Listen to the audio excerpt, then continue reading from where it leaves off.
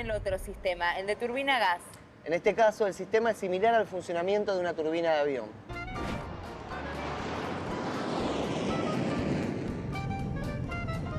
Una serie de paletas absorben aire de la atmósfera. Este aire ingresa junto al combustible a una cámara en donde se produce la combustión. Los gases calientes accionan la turbina, la cual transmite sus giros al generador de energía eléctrica. En estos dos sistemas que hemos visto, siempre hay un resto de energía térmica que no se convierte en electricidad y se pierde.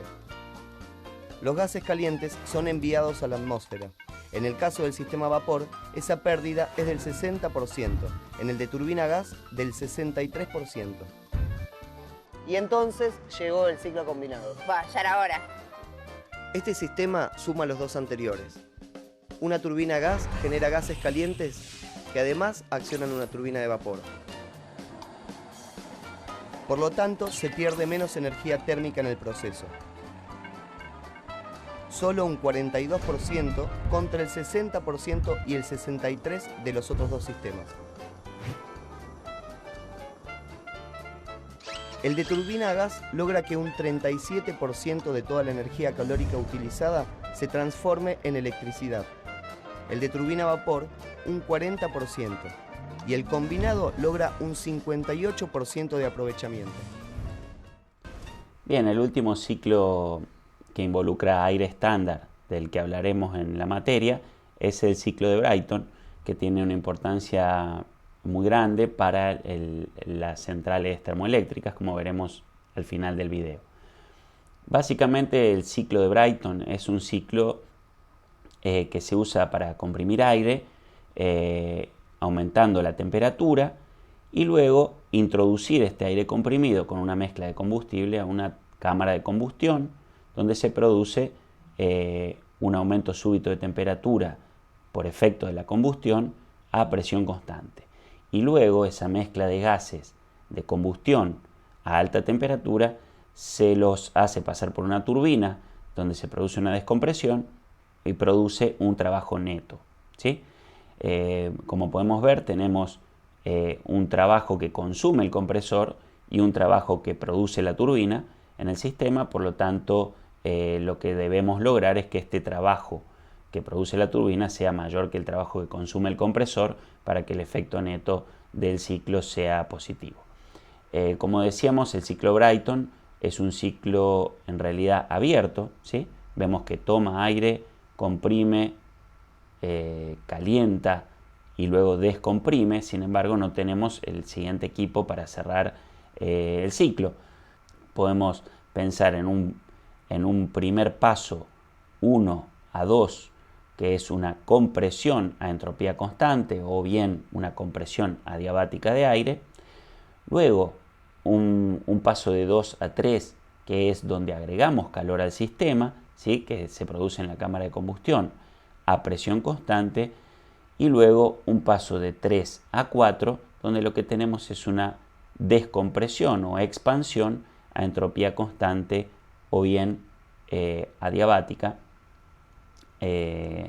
isentrópica, que es la que se produce en la turbina, como veíamos también para el ciclo de Rankine. El último paso, que no incluye ningún equipo, pero es el que nosotros idealizamos para cerrar el ciclo, es el paso 4.1, que sería un paso de pérdida de calor a presión constante. En un diagrama temperatura-entropía vemos la compresión isentrópica, luego un agregado de calor a presión constante entre el punto 2 y el punto 3, luego una descompresión o expansión nuevamente isentrópica en la turbina, para pasar entre el punto 4 y el punto 1 a una pérdida de calor a presión constante. El ciclo Brayton básicamente tiene como parámetro importante la relación de compresión, que nuevamente la relación de compresión se define como la presión que tenemos en la cámara de combustión respecto de la presión ambiente a la que tomamos el aire, ¿sí? Entonces, esta relación de presiones entre la presión de la cámara de combustión respecto de la presión ambiente también se puede expresar como un cociente entre las temperaturas máximas, es decir, la temperatura a la salida de la cámara de combustión, sobre la temperatura mínima, que es la temperatura a la cual tomamos el aire, elevado a un determinado exponente que involucra el coeficiente adiabático. Esa relación de compresión está relacionada también con el cociente de temperaturas. Y a la vez lo que vemos es que hay la eficiencia del ciclo Brayton depende de este cociente de temperaturas, ¿sí? Por lo tanto depende del cociente de presiones. En este gráfico, temperatura-entropía, lo que vemos es que lo que queda encerrado dentro del ciclo nuevamente es el trabajo neto que me entrega el ciclo y que el trabajo neto depende de la relación de compresión.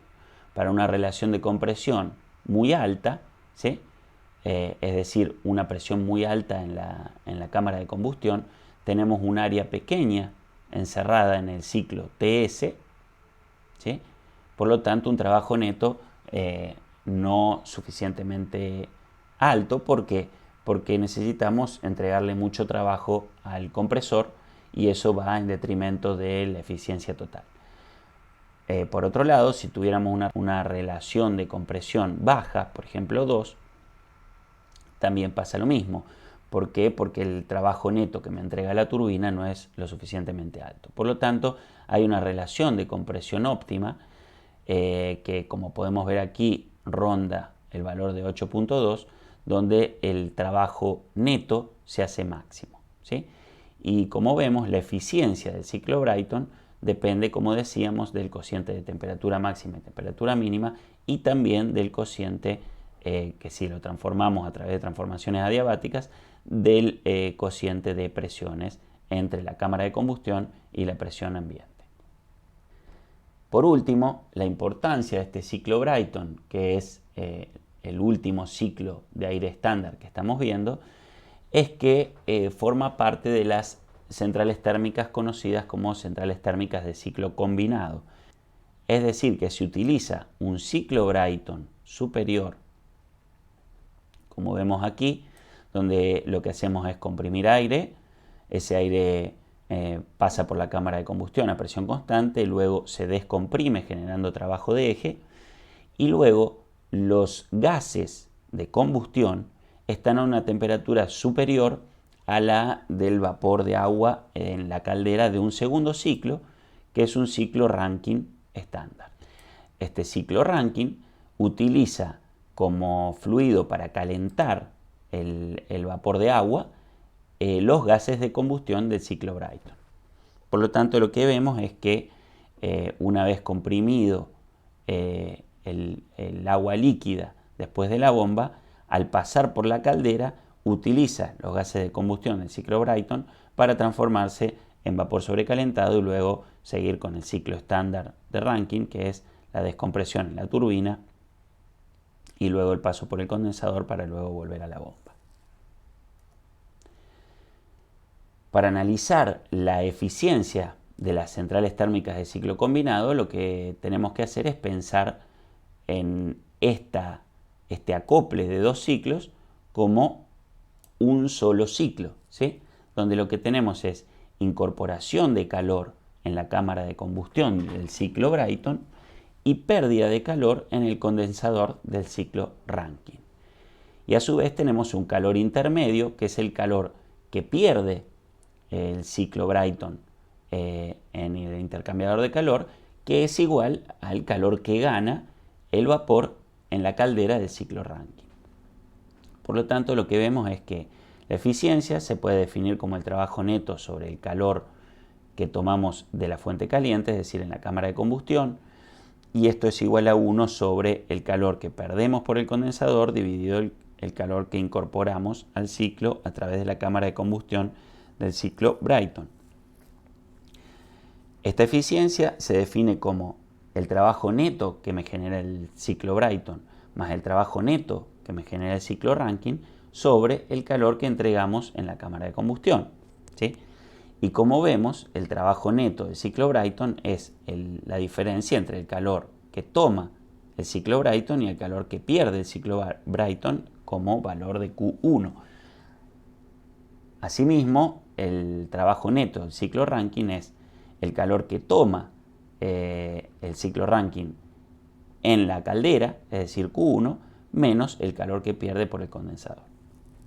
Por lo tanto, por transformaciones algebraicas, podemos llegar a esta expresión de la eficiencia del ciclo combinado, que haciendo determinadas transformaciones lo que llegamos es a expresiones que combinan la eficiencia total del ciclo combinado con las eficiencias del ciclo Brayton y del ciclo Rankine.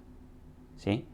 Estas transformaciones algebraicas se las dejo para que las hagan ustedes, pero básicamente lo que tenemos es que la eficiencia total del ciclo depende de las eficiencias del ciclo Brayton y del ciclo Rankine. Y si tenemos valores estándar de una eficiencia del ciclo Rankine que ronda el 0.3 y una eficiencia del ciclo Brayton que ronda el 0.4, la eficiencia total del ciclo combinado termina dando un 0.58, que efectivamente es alrededor de un 60%, que es el trabajo útil que se obtiene en las centrales térmicas de ciclo combinado de mayor eficiencia, es decir, que la energía de la quema de combustible en la cámara de combustión del ciclo Brayton, prácticamente un 60% se transforma en trabajo útil que luego irá a convertirse en generación de energía eléctrica.